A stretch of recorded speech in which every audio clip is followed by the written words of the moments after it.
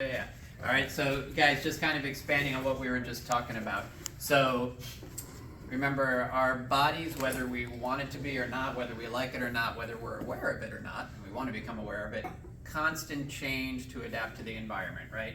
Tim gave me the example many years ago that, the beta blockers he was on after his second heart attack, he explained it to me like this. If a normal person is just walking and starts going up even a 5-degree grade, the heart subtly adjusts because just from that tiniest uphill additional effort, the body needs more oxygen, the heart rate increases slightly to pump a little more oxygenated blood.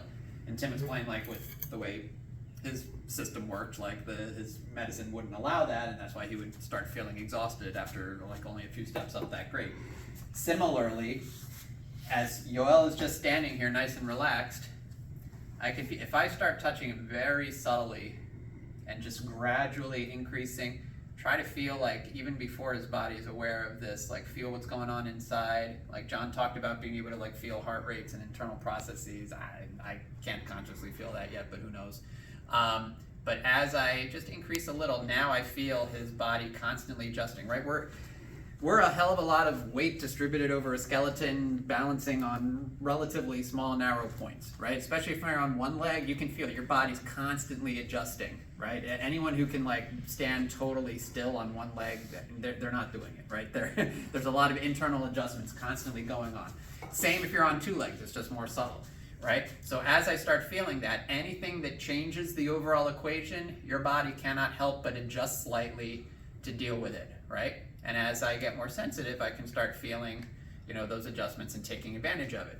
Because of sensitivity, not only with John and Tim and everyone who gets good at this, right? Not only are they using their bodies efficiently to create motion, but in action, they are using the motion and overcommitment and off-balancing of the other person in order to create what they need, right? If Yoel's trying to push me hard, right? Boom. And I get out of the way, he's obviously overcommitted that way, right? Guess what? Stand totally still, Yoel. If I make his body react on a very micro level, he's already overcommitted somewhere. Makes sense? Again, it's just a matter of much deeper, more precise levels of sensitivity versus gross levels, right? So, likewise, if Yoel is like pushing into me, push, hard, and then I get offline and, he's a little off balance there, okay.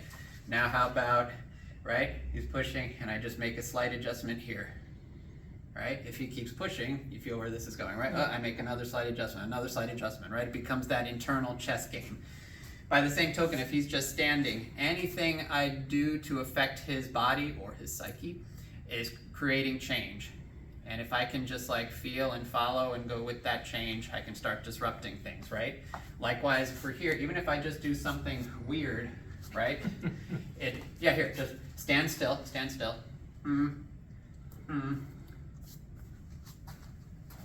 kind of weird, right? Here, stand still, be real strong.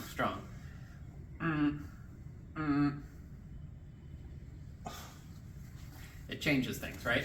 Changes your mind, whatever, right? I could try to push him here all day. I had a great experience, I think it's on video somewhere. I was working with Michael Watson. John had me getting pushed repeatedly by Michael Watson with the big stack of mats behind me, and I was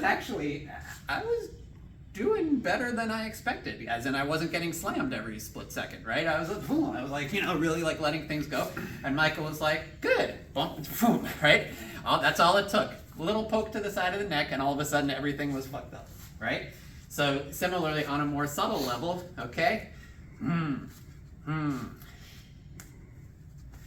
Okay, anything that distracts the mind or makes the body adjust. And again, this can get very subtle. He's moving, he's going up, you could see John in some videos doing stuff like this. He's coming in to hit me. Okay?